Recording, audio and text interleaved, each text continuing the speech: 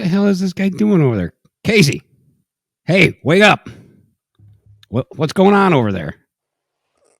Oh, hey, I'm sorry, Ray. I've been sitting here for like an hour. I'm sorry. I got this incredible pillow from Sweet Z Mattress, and I must have just dozed off here before the show. I apologize, man. Looks pretty cushy. Dude, I'm going to tell you something. This is one of the best pillows that I've ever rested my head on. 100% all organic, plant-based materials. I have been getting some great sleep. Yeah. Incredible. Cool. Where can somebody get a pillow like that? Oh, it's very easy. All you have to do is go over to sweetzmattress.com, and that's sweetzmattress.com, and use the promo code Deluxe10 at checkout and get 10% off of your entire order. That's awesome. Yeah, it's really awesome, Ray. They have awesome beds, pillows, all kinds of stuff. It's really good stuff. All organic, 100% plant-based. Use code Deluxe10 at checkout and get 10% off of your entire order. This podcast is part of the Deluxe Edition Network. To find other great shows on the network, head over to deluxeeditionnetwork.com. That's deluxeeditionnetwork.com.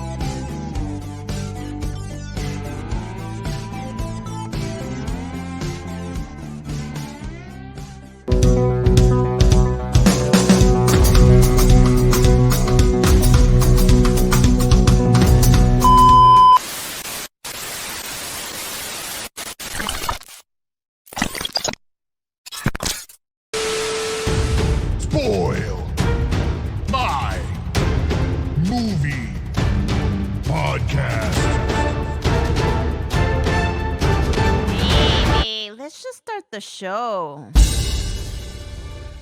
Welcome to the PEC OFF. Hello and welcome to another takeover episode of Deluxe Edition. We are your hosts, Elle and Chris from Spoil My Movie Podcast, joined by the familiar faces of Deluxe Edition, Casey Shearer and El Ray Sexton.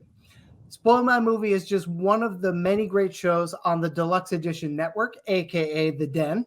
And thank you to Casey and Ray for letting us take over the reins today. For this takeover, we're going to continue our PEC OFF series, which is a character versus character competition across multiple categories. And it's named after the pecs of our first two ever competitors, John Rambo and Conan the Barbarian. For today's PEC OFF, we're matching up two of the most iconic horror villains of all time. It might be December, but it's always Halloween in our hearts.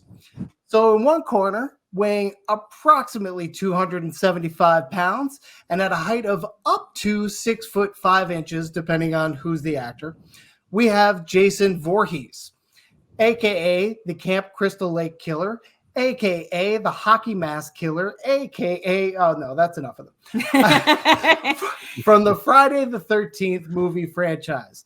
And in the opposite corner, weighing 230 pounds and at a canonical height of 6'8", we have Michael Myers, a.k.a. The Shape, a.k.a. Evil on Two Legs, a.k.a. The Boogeyman, from the Halloween movie franchise.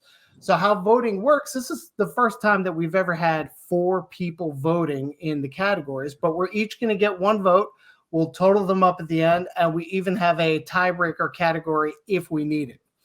And because these are extremely lengthy franchises, we're only weighing the characters in the first 3 movies of each franchise, which, if you know the franchises, there's no Jason to speak of in the first Friday the 13th movie, and there's no Michael Myers in the 3rd Halloween movie. So everything matches up. And we did also watch Roseblood, which is a perfect entry point to talk to you, Casey. Can you please tell us what your association is with Roseblood? Yes, thank you guys also for taking this episode over, giving Ray and I the night off. kind of, sort of, with the hosting duties. But yeah, so Roseblood, Friday the 13th, Roseblood. It is a direct, it's a fan film, and it's a direct sequel to Part 7. I somehow found this competition online. I don't know how, I don't even remember how I found it, but it said like enter to win to be Jason Voorhees in this fan film. So I think it was like, I don't know, 60 bucks, 70 bucks, something like that. And I entered it, and Peter Anthony messaged me and he's like, hey man, you won. So like, we set it all up. I was like, that's awesome. So yeah, I'm Jason Voorhees for 2 kills in Friday the 13th, Roseblood, the fan film. Which kills? So the one right where Jason, so spoiler alert, you guys are spoil my movie. So spoiler alert. Right when Jason busts through the door, and he looks to the camera and then throws the axe overhead, and it lands in this dude Bo Boykin's head. And then I go over and I yank the axe out of his head and kick him down to the ground, and I baseball bat swing it into the dude standing over here. But a little behind the scenes, there was nobody over here. I just was swinging it, and it was pretty cool. Like I didn't even release the axe. Like I just held it, and the way that they pan the camera, like it's this panning thing, and then the axe is like already there, then they just show it. Pretty cool the way that they did it. It was because I had never done anything like that before, ever. Like been like in a movie or even seen like the behind the scenes of like stuff like that being filmed. So it was really cool to learn, and it took me 6 or 7 takes each take, because it was new to me. They were like, when I was pulling the axe out of the dude's head, they're like, haven't you ever pulled a fucking axe out of a tree stump? I was like, yeah, in real life, like this is not real. Like there was a person laying on the floor holding the axe like in the head, and like I was supposed to like act like it was, like it was stuck in the dude's head. So it was different, but yeah, that was me for those 2 kills. And if you take notice, if you look really, really close throughout all the rest of the scenes, Jason has a chain around his neck because Part 7, I believe Part 7 is where he's tied down to the lake, right? Right? Yes. Yeah. So he has a chain around his neck, but if you look at those 2 kills, Jason doesn't have the chain around his neck because they forgot to put it on me. And then my buddy Michael that I met on the set, he was like going through all of his pictures and stuff. He's like, dude, you're not wearing the chain. And like we went and told them, and they're like, they'll know it's you then. Right, exactly. That's true. I wish we had known before we watched it. We'd be like, that's Casey. Yeah. Now, how tall are you, Casey? I am 6'2". 6'2". All right, so not that far off. I don't know who the shortest actor to play Jason was, but the tallest was definitely 6'5". Okay. And who was that? Who was the tallest? Was it Kane? No, I don't think it was Kane. I don't remember the name off the top of my head. I would know it if you said it. I do notice from the beginning of the franchise, though, he seems to get taller and taller. So now, Casey, are you going to be able to vote objectively, or are you just, colored in favor of Jason because it's you? No, I've watched all these movies very recently, and I am I have my mind set on the clear winner, but I'm not going to unveil that now. Okay. All right. Well, I'm going to be tracking our votes across all the categories. But before we even get into our usual discussion points, I wanted to question both of you on your thoughts. Are these characters alive? Because when Friday the 13th, the Part 1, Jason has been dead at the bottom of Crystal Lake for a term of years. At least years. Just a little dead. Just a little dead. I've noticed that people have a problem breathing underwater for a term of years. And then Michael Myers, it doesn't matter seemingly how many times you shoot him or stab him or even cut off his head, although I'm jumping out of our three. He always seems to come back and be fine and perfectly capable of murdering more people. So do you think these characters are actually alive? Go ahead, Ray. Jason, yes. I think they could have done a little more retcon with the first movie, when they re-released it and stuff. Because they kind of explain it as a way as him living in the woods and growing up and stuff. But they would have needed some really, really good retcon, some George Lucas type retcon to fix that. But I do think Jason is alive until you get to around, let's say part 3 is the first time he becomes slightly supernatural. Okay. And I would say with Mike, him basically being a knockoff version of Black Christmas, he's a real person in the first one. And then by the second one, he becomes a little more supernatural since he died in the first one, Right. Details. Yeah. Once you could retcon anything if you've got George Lucas money. Fair enough. Right. Casey, what do you think?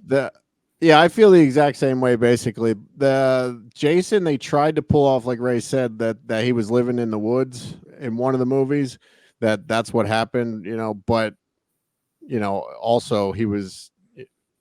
What was the purpose of him jumping out of the lake at the end, like all shriveled up and like being at the bottom of the lake? Now you have to remember, they said we didn't find no boy, so she could have imagined the whole thing while she was asleep. True. It does look like a coma-induced dream that she's having, and she's probably got the good meds in the hospital. So, but that leads to the question. So, did Mrs. Voorhees think that he drowned and he never drowned originally? I don't know. Yep. I mean, he's pretty whacked out, so I suppose it could be the case. Yeah, when also, like, it's if your child dies, I think you would know the conditions in which your child would be dead.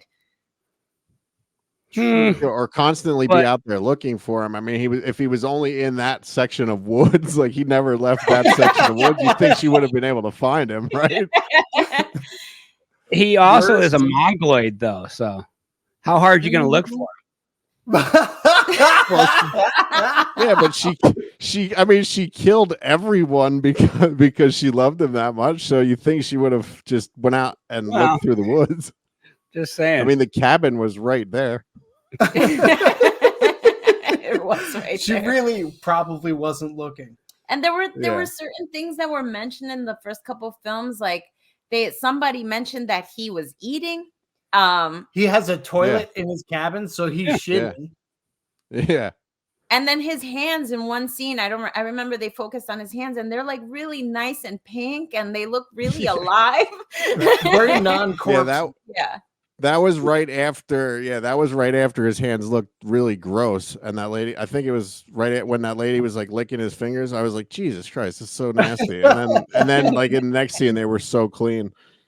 But yeah, and same with Michael Myers. I think that he was alive. I mean, he was a kid. He went into the mental institute, and then he breaks out. But they, like Ray said, when did they ever explain that he like came back from the dead? I mean, obviously, like you shoot him 6 times, you would think that he was dead, but he just keeps coming back. But they never like explained how he got the supernatural.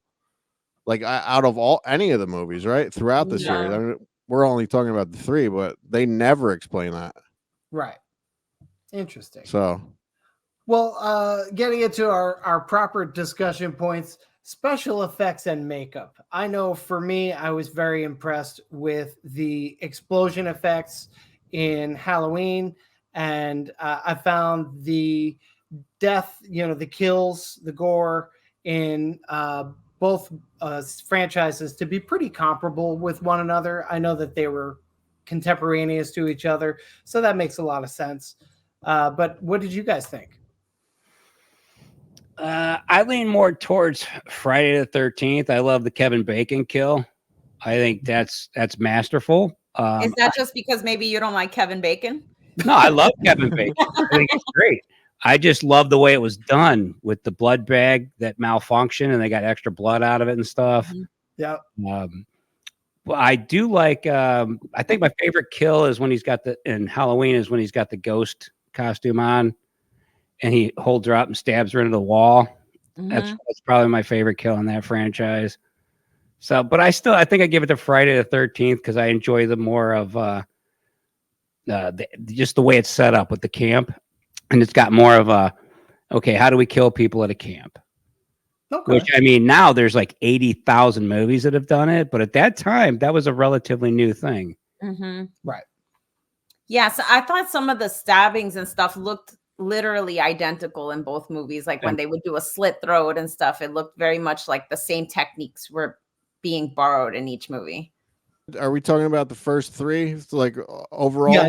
Right. Yep. All right. So there was one, the Halloween. I think it was in. I'm looking through my notes here. In one of the Halloweens, there was one where there was Jamie Lee Curtis, where they gave her a needle in the arm, and it's like it looked to me like they put a needle in someone's actual arm there, like that shit looked like as real as possible. Some of the kills in both of the movies were, none of them really stuck out that much. The blood seemed really fake in Halloween, like really fake. But those explosions in the Halloween movies, I thought that they knocked it out of the park, especially for what was available at that time. Like now you have a higher bar to cross when it comes to explosion effects. But at that time, I thought they did a really good job. In the second Halloween movie too, I really liked the scene where the teenager that is confused for Michael Myers is on fire. And it really reminded me later on when he's like on fire because of the explosion or whatever, like it really reminded me of Terminator, like him, especially the first film, like, everybody thinks he's dead, but the creepy music's still going. And then he kind of rises from that. I was like, I wonder if they borrowed from Halloween when they made that movie. Yeah. There's a couple other things I noticed in Jason, where he cut the dude's neck the one time. It looked like a couple times it looked like the machete was backwards. Did anybody else catch that? That he was cutting with the wrong side of the blade. Sounds like a Chuck Norris fact. He can cut your head off with the wrong side of a machete. Right. And there was one kill that popped out to me where I think it was in the 3D one, and they were trying to do that because of the 3D stuff where the dude's eye popped out. That was like really one of the only kills that really like stuck out to me. But yeah, the explosions were cool. But that they never explained that either. Like they just murdered that kid, right? And they were like, we'll get those dental records later. There were like also like at the hospital, weren't there like a bunch of babies in there? Yeah. There was like a whole infant ward, and they were just like, fuck this place. What about speaking of explosions, you have like the sound effects. I also found that Halloween kind of nailed it with the torching of Michael Myers. I thought the sound effects on that were really nice. The gunfire, the explosions, like everything pertaining to sound. I remember thinking this is at least adequate, and in some cases it was really nice, especially given the time period. Whereas I had zero notes about the sound effects for Friday the 13th, which to me means it didn't stick out as good or bad. What did you guys think? I don't know. John Carpenter, was he like a sound? Like, how did he end up doing all the sound? Was that his job? Like, before? No, he said, fuck it. Nobody's good enough. I'm going to do it myself. That's basically how he learned to do, music and all that. That's really? accurate. Yeah. I mean, some of the kills, like that when they try to confuse you, I think a lot of the times with some of the stuff, like where you think something's going to happen with like the handheld camera where they were following the one girl where you thought it was going to be, I think it was Michael Myers, and it wasn't. It just turned out to be like it wasn't actually anybody. It was just a camera like following her around. I thought that was a little weird. Going back to the special effects though and stuff, there was a thing I found in my notes in Halloween where Michael Myers shows up behind her, like in the complete dark, and he shows up behind her and stabs her with the needle. Like that was a really good kill. I like that. That was one. good. But yeah, I mean, both of the sounds, like, are, as far as the music, I don't know about so much of the special effects sounds, but the music, I mean, they're pretty much similar the way that the and then yeah.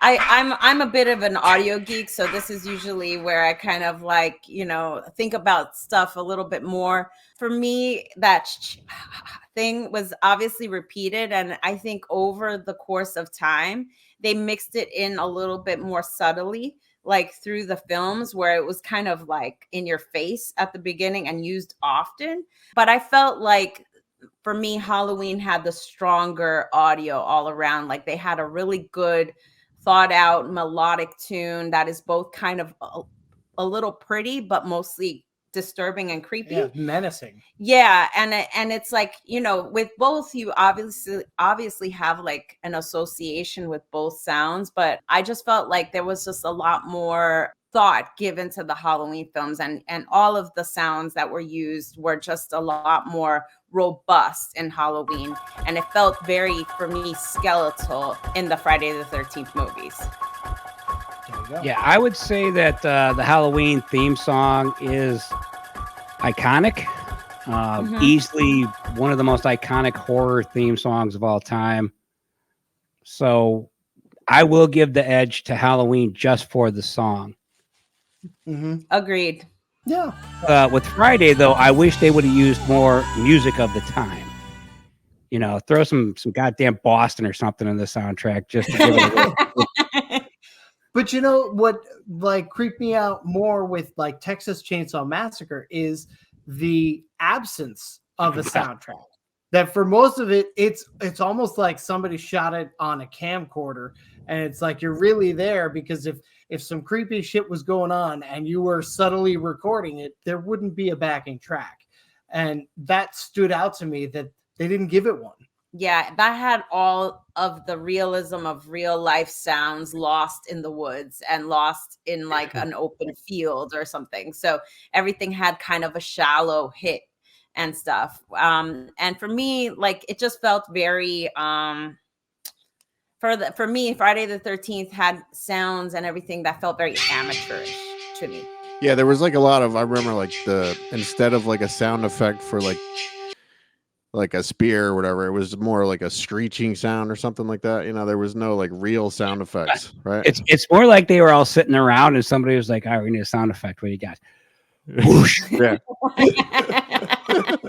we can't afford anyone else on this movie, so I'm just going to do this sound effect myself. Like, all right, that's good enough. Moving on. No, with the plots, what's interesting is that Friday the 13th, the first movie pretty much doesn't have Jason except for the very, very last moment. And then with Halloween, the third movie was, my understanding is that it was an attempt to have the Halloween franchise be a series of different stories that have nothing to do with one another, except that they take place on Halloween. This idea went bust right after this witchcraft one, or whatever was in the third one. I found it to be disappointing, but effectively what we've got are 2 Friday movies with Jason and 2 Halloween movies with Michael. And I thought that the plot I liked that it was a proper continuation in both movies. I thought that they were very much on equal footing. And what do you guys think? I prefer Friday the 13th storyline. It's no secret that I dislike Halloween. I actually didn't know that. Why? I find the first Halloween to be one of the most boring horror movies I've ever seen. It's by far John Carpenter's worst movie. Maybe part 2 might be, but I mean, I actually appreciate the fact that he hated part 2 so much that he made part 3 to try and get away from it. And it had Tom Atkins. So, I mean, if you're going to make a run at it, Tom Atkins is a guy to do it with. But like, I like the whole, in the early 80s, because I'm like 1,000 years old. So that whole camp thing in the 80s was really scary to begin with. Like, hey, we're going to camp. Fuck. Did you ever go to camp? Only with school. We went for a week camping at school. I fucking hated it. I never went, but my son Absolutely has hated gone twice, 3 times now. My son also hated it. But he lived. Well, he did survive. But honestly, if it was a horror movie, he would have been the killer. All right. Okay. See, this tells me he didn't have sex at camp.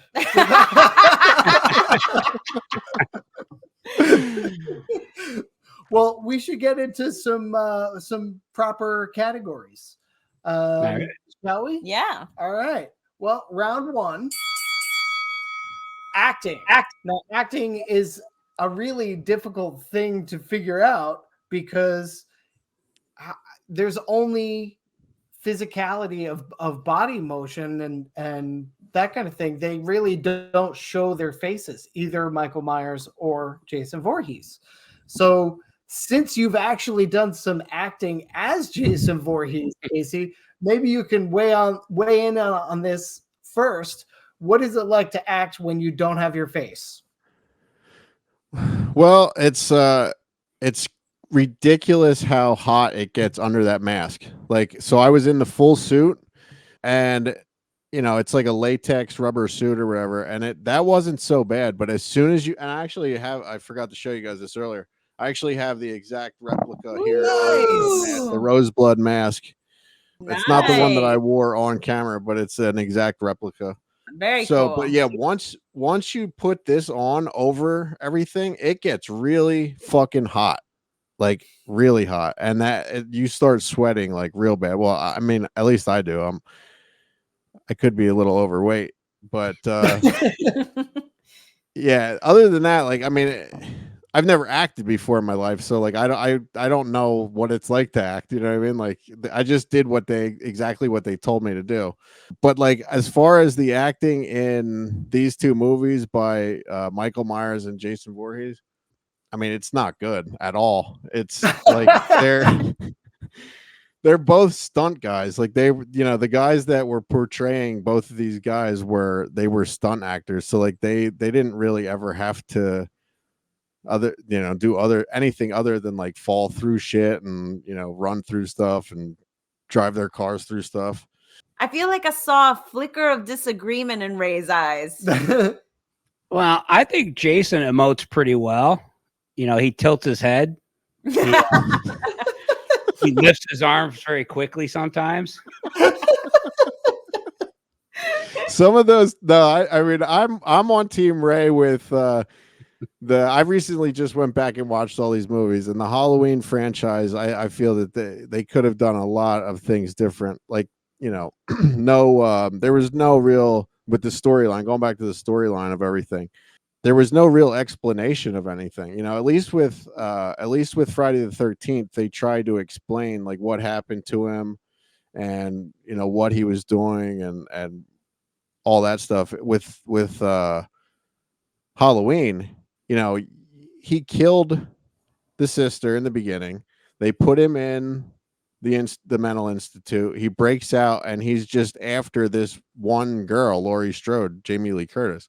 Why? Like, it's never explained ever. Like, I think she like, there's flashbacks of it at one point, but like there's never really any explanation of it, right? I mean, they just say that she ends up being his sister, and there was like some lost file somewhere in part 2 that the psychiatrist ends up getting his hands on. It was hidden from him for some reason, which is bizarre, because if you're treating somebody for that length of time, you would think that they would give you this pertinent information, right? No. Well, I don't know if there was insurance issues or what, but like, I don't know. It was bizarre. But they do say that he has a familial link with Laurie. And since I guess he killed the first sister, it feels incomplete maybe, and he needs to kill the second. We don't have an explanation. But that's the weird part is you'd think she'd already know that her brother killed their sister. Like, Right. but she's adopted, so yeah, she but think about it. Everyone in that town would know that legend because they're not that old. She's only like what, 18 or whatever in the first movie. Yeah.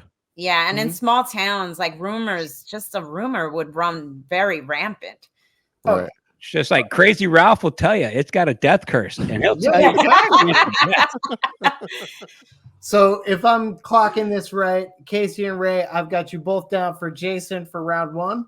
I've got myself for Jason. Are you a Jason or a Michael? I am Jason. You know why? Because there's a scene in the third Jason movie where a girl grabs a chainsaw and he looks wickedly scared of it. And I'm like, I didn't feel like I ever saw Michael Myers emote anything at some point. And you might be in a mask and everything, but just the fact that I know by your body language that you're scared of this thing is some acting on some level. Yeah.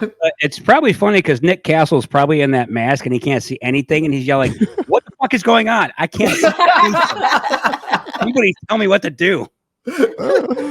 Real quick, Yeah. I have a bunch of questions because I recently watched all these movies. So why is he called? I mean, he's called Michael Myers in the movie, right? I mean, everybody calls him Michael Myers, and I understand that he was called the Shape in the book, but why in the credits list him as the Shape? I don't have an answer for that. I have no idea. It doesn't make any sense to me. I didn't either. If I was guessing, it's because Boris Karloff is listed as the monster in Frankenstein. Yeah, but just call him Michael Myers. He's not listed as Frankenstein's monster. He's just listed as the monster in the original Frankenstein. But that's true. It doesn't say Boris Karloff. It says the monster. It doesn't say Boris Karloff's name. And if I remember right, you look at the credits at and it's question mark. Like they don't have a name for the person actually playing Frankenstein. Yeah, that's what I mean. I think that's a throwback to that. Maybe. It's only a guess. It's only a guess, but I like that guess. Yeah. I like it. All right. So Jason sweeps round one. So round two, physical skill. So which has the edge when it comes to physical skill? Like physicality. You know, we see a lot of like strength in both of them. Right. I mean, we do know that sometimes they appear to feel pain. I guess Jason appears to feel pain. I don't think Michael Myers ever appears to feel pain. But with physical skill, we get a lot of strength. I know Jason at one point stabs two people and hits the floor with this spear with an audible thump. Now, that is a lot of strength. But what do you guys think? So they both know how to do a lot of stuff. I mean, Jason knows how to drive a car, right? Like how Myers. Oh yeah, I'm sorry. Yeah, Michael Myers. Yeah. I apologize. Yeah. Sorry. Michael Myers. Michael Myers knows how to drive a car. Like, where did he learn that? You know, he's been in a mental. No idea. I could explain that to you very quickly. Oh, please. So John Carpenter was friends with Bob Clark. Bob Clark made Black Christmas. He asked Bob, "Are you ever going to make a follow-up to Black Christmas?" He said, "No." He said, "If you did, what would it be about?" He said, "Well, I would have the guy in a mental institution. He would escape." And he goes, "That's fucking cool." He goes, "What would you call it?" He goes, "Halloween." And he said, "Can I make that movie?" And he said, "Fuck yeah, go ahead. I don't want to do horror anymore. I'm doing Porky's and shit." What are you doing? You're like. So that's why I think Michael Myers can drive a car, because John Carpenter was actually remembering it's the character from Black Christmas is what was going through his head in that scene, not a kid at 6 years old. Do you guys know what else Bob Clark did? No, what else did he do? Famous Christmas movie set in Cleveland, Ohio. Well, it's not set in Cleveland. It was filmed in Cleveland. Oh, was that Christmas Vacation? A Christmas Story. Oh, Christmas Story. Oh, the man who gave you Black Christmas also gave you Porky's and A Christmas Story. Wow. I hate A Christmas Story. Yes. You have no class. It's fine. Well, worse things have been said about me. That's just not the Christmases of our youth. No, So, but if you're from Cleveland, it's kind of a iconic thing here with the Christmas Story house and all that. That's fair. Mhm. That's very fair. And going back to the things that they know how to do, like Jason knows how to use all these weapons, right? He could shoot that spear gun. But is that physicality though? Physicality. Well, yeah, I mean they're both strong. I mean, Jason keeps getting up. You said he doesn't show any pain, but it seems like you can hurt him. Like people definitely hurt him, but he just gets right back up. And he bleeds. Yeah, he does bleed. Jason, yeah, the same thing there. I couldn't believe how skinny Michael Myers was in both of the first two movies. I couldn't believe that. Well, it makes sense because if he's 6'8" canonically and 230 pounds canonically, that's a pretty skinny guy. Yeah. And in one movie, and the second one, I believe, he takes a scalpel and he digs it into somebody and he lifts the person up with just that instrument. I think that shows a lot of physical strength. Well, it was a nurse, and she probably weighed 100 pounds. True, but I can't even lift my cat over my head with my two hands. So. Well, I will say this: Michael Myers has been living the cushy life in an asylum. Driving cars, hiding behind bushes. Living the good life. Jason's out surviving in the woods. He's probably hunting. That's true. Just crapping on that toilet you talked about. That's a See, I'm going to give my vote to Michael Myers, and it's for something that you don't see but must be the case, because Michael Myers runs around the Halloween movies like Droopy Dog. You never see him run. You never see how he gets into these locations, but he always seems to pop up behind the next door that's open. And so what must have happened for Michael to be there, to get there? That off-screen physicality to me says that he's capable of some crazy shit. That's the Scooby-Doo thing. Exactly. But what about they do show Jason running a couple times, right? They do show Jason running. Well, Jason hustles. Yeah. Jason's a killer on a mission. He hustles. He's got more cardio, but again, he's living in the woods. So he's living in the woods. If he's surviving off game and whatnot, he's probably hunting it. And so for me, Michael Myers is a lot more slow moving, although he has a couple of moments where there's one scene where he stabs a guy also with a spear and hangs him on the door, and the guy becomes kind of like a wreath, just kind of on the door. See, that's always Michael Myers' move, though. Stick him to a wall, stick him to a door. Right. So he has incredible upper body strength. But I would that's say strength, not necessarily skill. But okay. If you only got one move, it's kind of like Shaquille O'Neal dunk. It's like a one-trick pony. You're saying? Yeah, it's like if you're a carpenter, all you see are nails. Yeah. Okay. I think you persuaded me, Ray. I think the fact that he is out living and surviving in the jungle means that he's doing more running, more, animalistic movements out there. Right. Quote unquote. And that's why he's got such good cardio. He's got good cardio. That's how he can chase people down. Unless he's got a treadmill in that cabin. Are you familiar with the book at all, Ray? Yeah. What's that? Are you familiar with the book at all? I don't know how to read. So my question is, what Chris was saying, because he was called the Shape in the book, can he freely float through, move through time without having to run and shit? it's just the Scooby-Doo villain thing where you open a door and they're there, and then you go to the other side of the hallway and you open the door and they're there. It's just John Carpenter was like, I just don't have time to figure out how to get this guy from place to place. It's the droopy dog. And that's not physical. I mean, yeah, droopy dog's a perfect example. And that's not a skill. Yeah, physical. It doesn't like if he could teleport.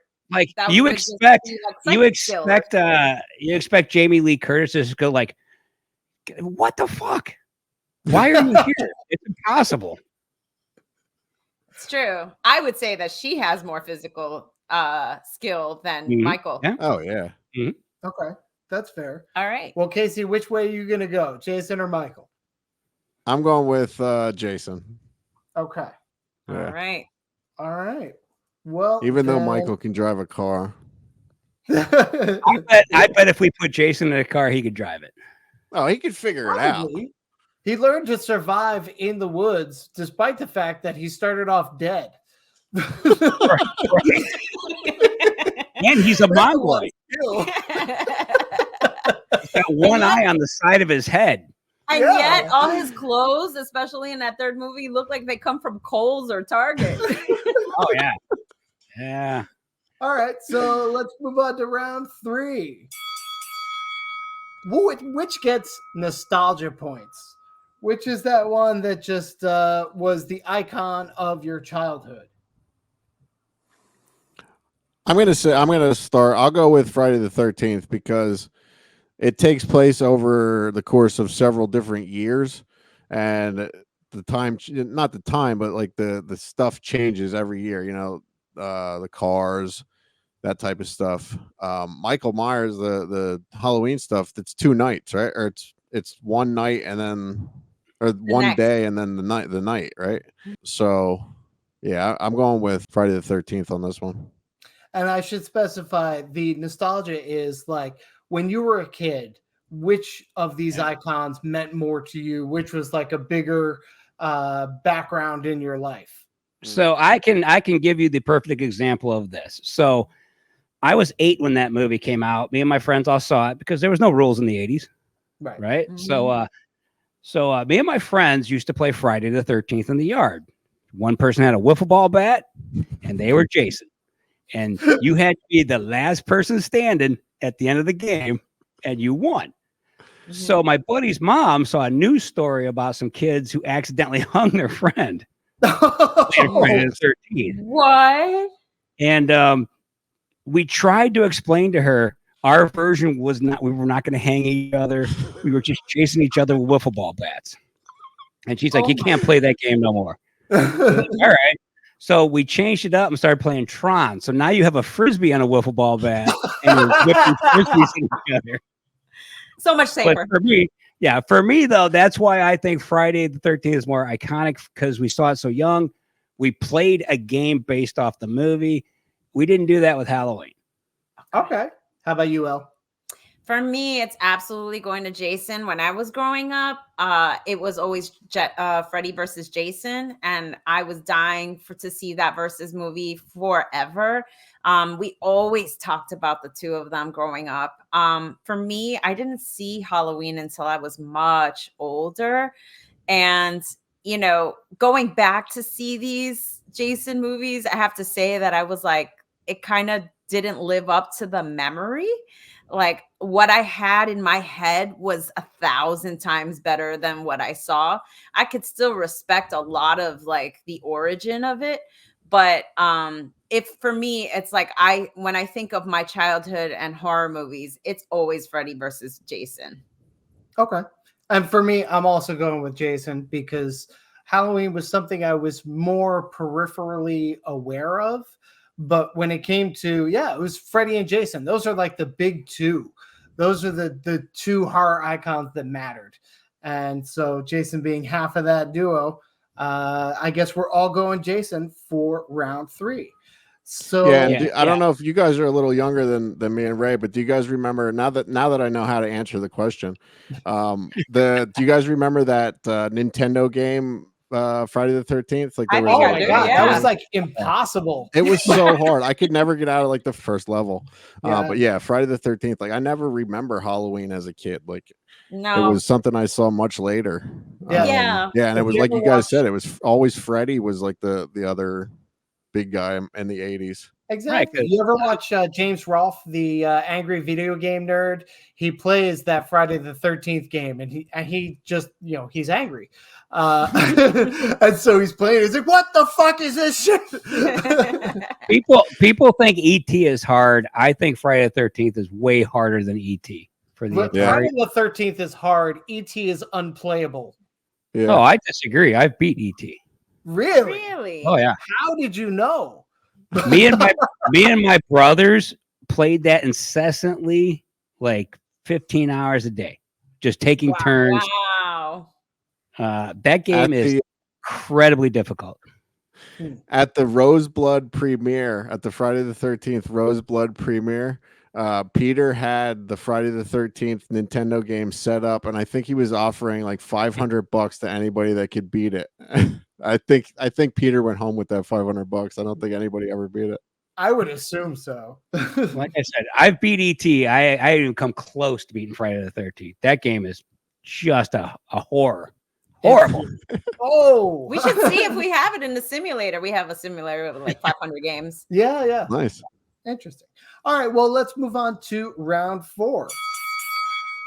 Who is the more attractive character? As in a sex symbol, objectively sexy. Who can give the business? So, always a disclaimer around here. This does not mean that either one of us would sleep with this character necessarily. It's just objectively speaking, who is more sexier slash fuckable. I'll go first. So Michael Myers has the James T. Kirk mask. Yeah. Mm-hmm. So he's totally, in my opinion, way more fuckable than Jason. Okay. All right. That's interesting. How about you, Casey? Yeah, I'll have to go with Ray on that. He also didn't come from a lake, like the bottom of a lake, so he's not like not a mongoloid. probably, yeah, he probably, Well, at least we know probably he doesn't. Jason bathed though. Right. Yeah, made but it for a decade. imagine that thing on top of you with the eyes pointed different directions and the sideways jaw. Yeah, it's not good. How about you, Elle? I'm going with Michael on that one. I'm going with Michael, and the only reason why, well, maybe not the only reason. One of the reasons is because there's this really interesting scene where there's a girl at the hospital getting it on with another staff member, and when she's alone in the hot tub, he raises the temperature, and she's like, "Oh, it's so hot in here." Mike goes and kills her fuck buddy. And then he comes over and he starts to put his hands on her and she starts to suck his fingers. And he looks like he's kind of into it. Yep. Jason kills anybody who's even thinking about sex. But Mike looks like he would actually give the business if somebody gave him that kind of attention. Yeah. I agree. But she did. But she did give him that attention. She did. She was like, until she turned around. And what happened? And then she was until like, she turned around and then she screamed and he was like, well, okay, I guess you don't fucking like me. That's a mood killer. Well, not for everybody. Some people get off on that kind of thing. Well, but yeah, I think what we've learned is that Michael hates screaming and Jason hates fucking. So just by default, Michael wins. And also, Jason is a huge mama's boy. That is such a fucking turnoff. Yeah. Yeah, I agree. A little weird. Yeah. It makes my dick that's lick. the weird part. All right, so then we've got round 5. Which has the better story? So what do you guys think? I'll go Friday the 13th. I like the camp stuff. For me, Halloween don't make no goddamn sense. Yeah, I'm the same way. That's all I got. That's all I got. Okay.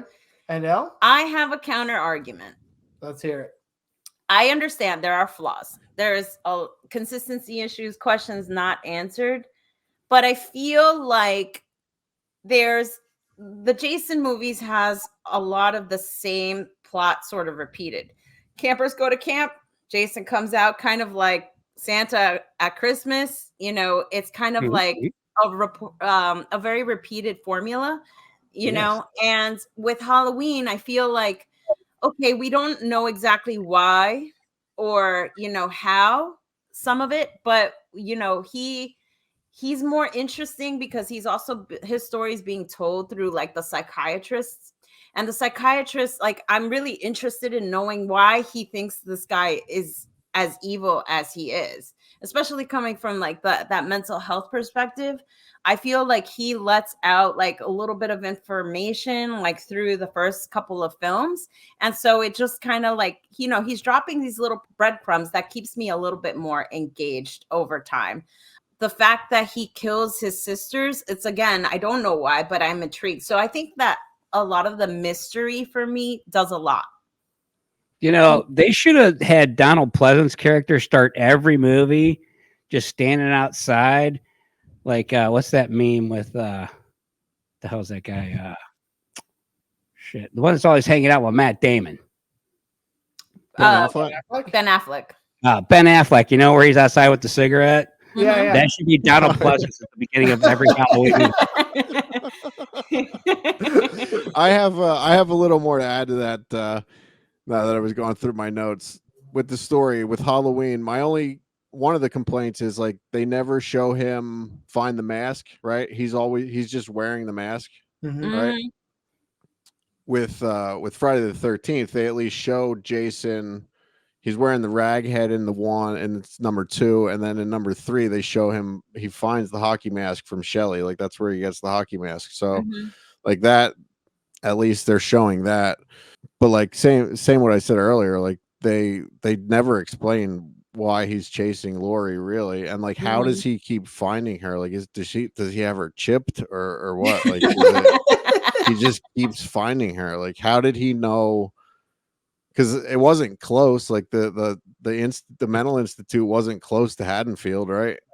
And he's been gone for 15 years, and he just knows where to go. It's like she's got a GPS tracker on her or something. Yeah, exactly. And also he knows how to drive. Right. Yeah. No, and definitely I'm frustrated by the idea of like, how does he know how to do all of these skills, you know, when he's been in a room waiting patiently for his day.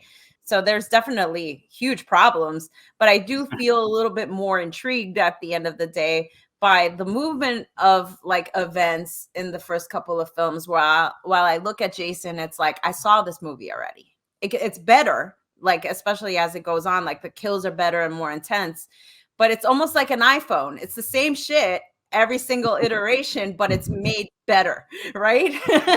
Right. I just wish there would have been a scene where we saw either one of them like cooking eggs for breakfast or something, and a skillet. Give them a little more personality. Totally yeah, activities of daily living. Where are we at? Like, and they hear like a noise, and they just perk up, and they shut their stove off and go off to kill somebody. Right. Yeah. Right. Yeah. Well, they did show in Jason's cabin. They did show the toilet and stuff, Well, right? I'm just saying, like, but to actually show him cooking. And Mom's head is on a platter, and it's really nicely decorated in that area with candles and things. Can you imagine that though? Michael Myers is in the kitchen, he's making breakfast, and then he's got to scooch off real fast because they're coming. Shit, I should have cooked faster. I have to admit that one of my favorite kills is when he kills the lady with the rollers. It's like one of the few times that he kills somebody who isn't young and attractive, Or pin them to a wall. or kills them. That's true. Yeah, I was a little disappointed too with Halloween how Michael Myers killed the dog. Right? Yeah, That's how you know he's evil. But that's how you know he's true evil. Right. Yeah, Jason didn't kill the dog though, and you think that he did, but then the dog shows up at the end. and that was actually a very pleasant surprise. I'm an animal lover, so I'm like, oh, that's so nice. Yeah. Now, I think once again, you add a more human element, and they pick up the dog and they drop kick it, like like Anchorman. Yeah, exactly. exactly like that. Yeah. You know, I think that's where they really dropped the ball, was giving them a little bit more human side to kind of confuse you on. are they supernatural or are they like just some really pissed off dude? Yeah. I find that the best villains really are the people that are a little bit more complex. Mm-hmm. Well, for me, I'm going to have to give better story to Jason as well.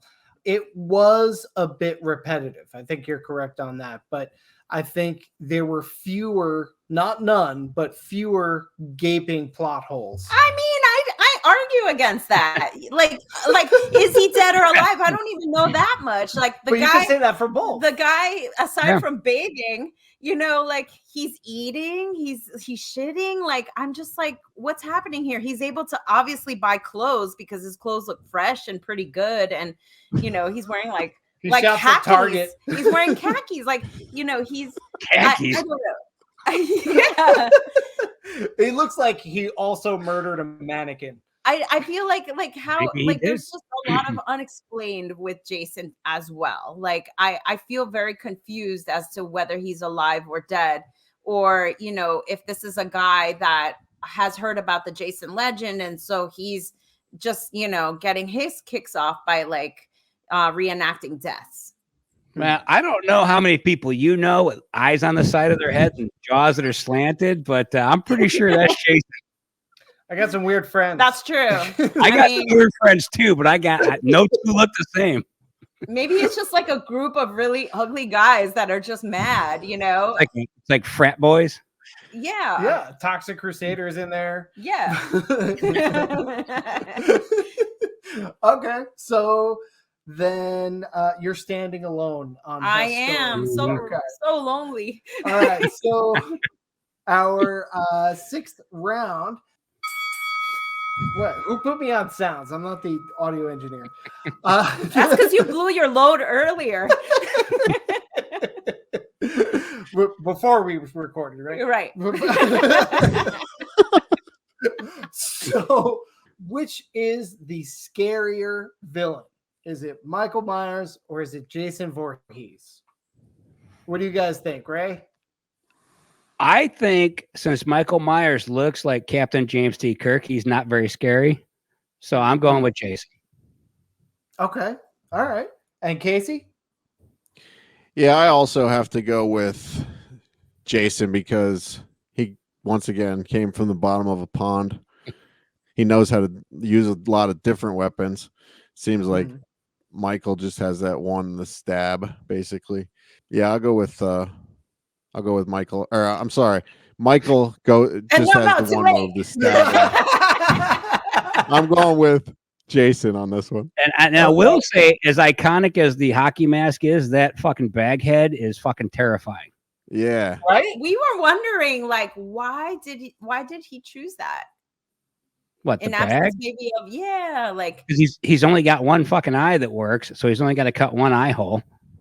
But is it vanity? Like, you know, okay, you know, I don't want anybody else to see how messed up the rest of this. Remember, he was a little mongoloid kid for a while, so he probably got picked on a lot because it was like the 50s.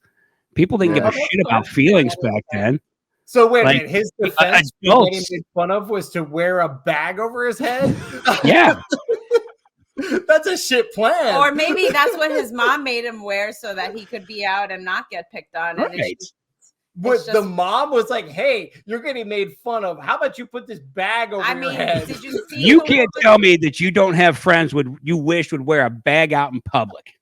Actually, in speech class, I had to make a sales pitch. This was like in high school, and I made my friend wear a bag over his head, and the bag was the product.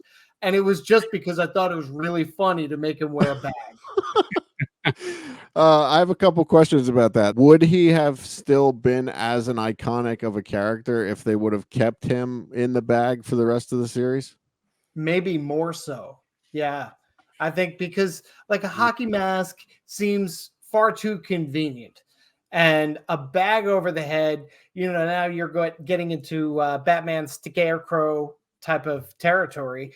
And I feel like it's more rustic and it's more accessible to you out in the woods. Like, who's bringing a hockey mask to the woods? That's typically not where you ice skate. Right. And I think one of the other things I have about in my notes about costumes while we're talking about it is I think a sleeper Halloween costume for a kid would be Michael Myers in the clown suit Ooh. in the beginning. I don't think I Mhm. mean people would because like not a lot of people would get that, I think, but Yeah, no, it'd be totally lost. yeah. The poor It'd kid. still be cool if you're a huge like Halloween fan, you know what I mean? Dress your kid up as a clown, Michael Myers. No, there are none of those. As So- much as we don't like the movies, Ray, I have to disagree with you. They're oddly popular. That is weird. I think Leprechaun's better. I would Wow. love it if my son dressed up as a leprechaun. That would be amazing. I don't know. I'm kind of torn as to who to give my point to because there are moments where Jason shows fear. He bleeds. Like he gets knocked down really easily at one point by like a car door. There are things a little bit more human about him. And although they're both kind of on that supernatural level, like just the fact that like Michael is always getting up, like after all these things, being burned, being like shot, being, it's just, especially in those earlier films, for me, he's more of a force that I can't deal with because like no matter what I throw at him, he's always coming back, right? And he's got such a fixation like on his targets, like that being Lori, but like still his like he's just like obsessive. And I find obsessive qualities and stalking qualities to be really frightening of like just ordinary people. So imagine this guy that's like got superpowers and he's obsessive and stalking you. Can't die. Yeah, and he can't die. I would be completely terrified of that. Okay. Yeah, but that's not till the second movie. In the first movie, he's just some dude. Yeah. And Because we don't know more, right? Well, we But he's do. still Right. coming back. Like she's like stabbing him and he'll He- fall and then he comes back. He gets shot and then he leaves in like the scene of the crime. Then yes, and you're right. Like it continues on to the next movie, but like more and more he's more unkillable. No, I disagree. I think if you go deep into the movies, I think Jason's far more unkillable. Like you said, Freddy versus Jason. Right. Mike's never been to hell. True, but we're only rating from movies. That's all I'm saying. Hey, that's all I'm saying. I have I'll just touch one more thing on this. So like with Jason, he's killing everyone and anything. Well, except for the dog. He won't kill the dog. But like Michael Myers is really just after Lori, and like he's only killing other people if they get in his way. You know what I mean? So like if He you just killed don't get in Curler's his lady. way. He killed the lady Yeah. with the curlers for no reason. mm, Well, Was that's she- a I mean, plot hole. In all fairness, I would have killed her too because she just seemed yeah, I annoying. mean, I think she was a little annoying. Yeah. There was, For a penny and for a pound. yeah, but But- I'm still going with Jason on this one. Okay.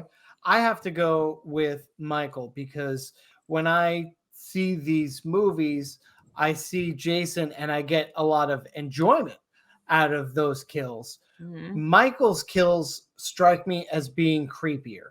mhm. And I enjoy both franchises for what they are, Mhm. but when it comes to what actually like gets under my skin more, and realistically neither of them do, but if I had to look for which one comes closer to getting under my skin, it would be Michael.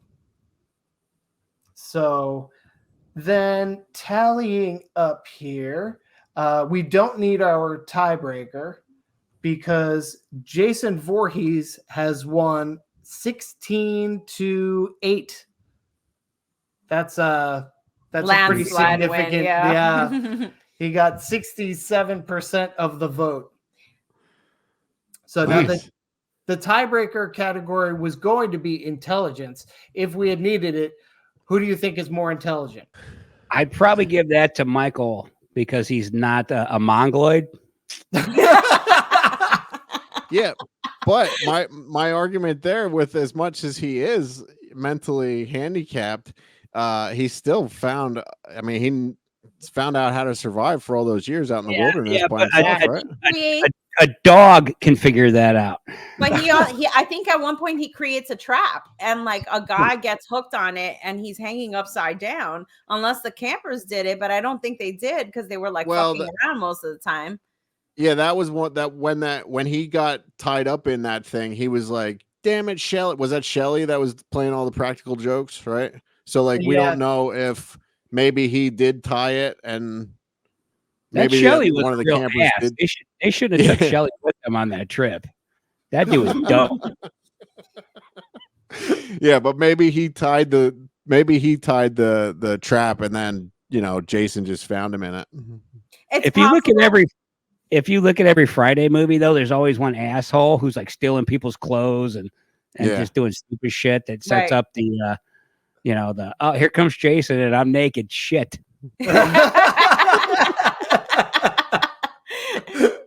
Yeah, I hate it when Jason sneaks up on me when I'm naked. Seriously.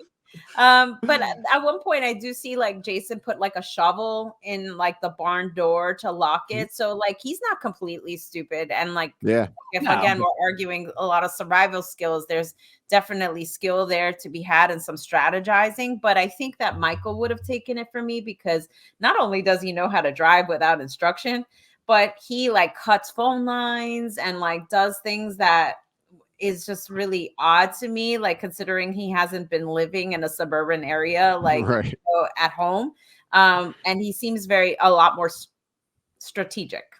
Right. Yeah, he would just he was he did know how to drive the car. Jason did have the lock on his door in the cabin. Remember when the girl was in the cabin, she pulled the lock down or the board down over the door, so he rigged that up somehow. So he wasn't as dumb as you think he is, Ray. Resourceful and smart are two different things. That's also true.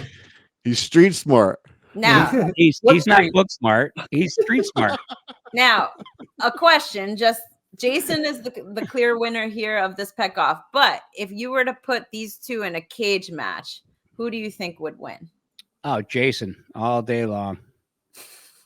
Yeah, Michael. I'm gonna have to go Jason too. Michael thinks too much, whereas Jason is just wading in and just going after it. I agree. Michael's trying to figure out how he wants to do it and where he wants to poke you, how he's going to get you up on that wall. Yeah, he's a lot more like that serial killer mentality of like, how do I like get the most out of my kill? Right. And I think Jason would have just gotten rid of him like that. See, I don't think there would be a winner. I think this is like, how do you keep an idiot busy? Turn the card over, and then it's the same question, or tell them to find the corner of a round room or something like that. I think because neither one can die, this would be this perfect solution for all the people who would get murdered by one or the other, is to have them try to murder each other. They can't die, and they do it forever. Now, see, though, we're only on part 2 of each movie, right? And they're really not immortal yet. That's true. I mean, we haven't moved into that distinction. Now, to bring it full circle to Roseblood, the movie concludes with the two being in the room and battling it out. And what we end up seeing is that they go through some vortex and only Jason comes back. Yep. So that suggests that if there was a battle, Michael Myers would lose it. Yep. Yeah, according to Peter Anthony. According to him. Yeah, no, I'd agree also. I'm team Jason. Yeah. I don't have any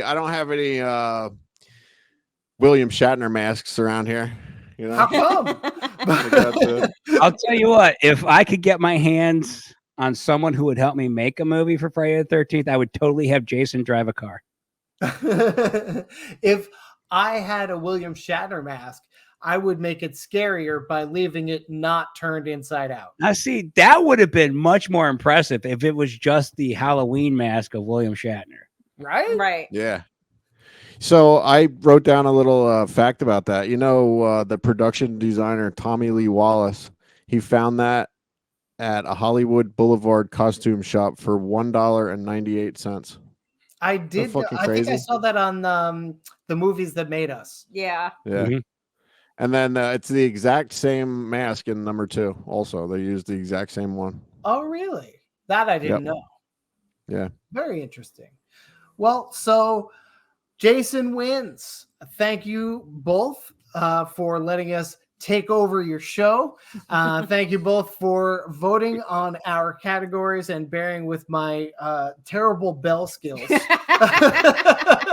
All good. So I have a quick question. So with your PEC OFF series, are you gonna do it like a March Madness? Like, are you gonna start putting like the winners against the winners? Oh, And then, we could do a bracket. I love that idea. I hadn't Yeah. thought about that. Neither had I. I'm a little mad at myself for not having thought about that. I think we have episodes now scheduled through the end of February, but we haven't started scheduling March, so we could still do this. I love it. Yeah. I love it. Hey, and That's it'll March tie Madness. up right at Yeah. March Madness. There you go. There you Mhm. go. We'd have to, I mean, what would we call it? PEC OFF Madness? I like it. Awesome. Well, Thank we- you guys so much. Thank you. Thank you. Good to see you again. Same to you. I mean, I hear your voices, but I don't usually watch the stream. It's usually like a Monday morning or sometimes Tuesday morning, listening to just the podcast audio. Awesome. No worries. Plug your show. Where can people find you guys? So we are Chris and Elle from Spoiled My Movie Podcast. We are available on all the major podcast platforms, but bonus points if you catch us on GOODPODS. And you can find us on Threads, Instagram, and Facebook, and TikTok. and YouTube. And we will have a special announcement on Christmas Day in our episode that drops that day. So, you don't need to talk to your family. Just listen to us instead. Awesome, guys. Thank you so much for taking over this episode of Deluxe Edition with Casey and Ray. And thank you guys. Thank you so much. All right. Later. Later.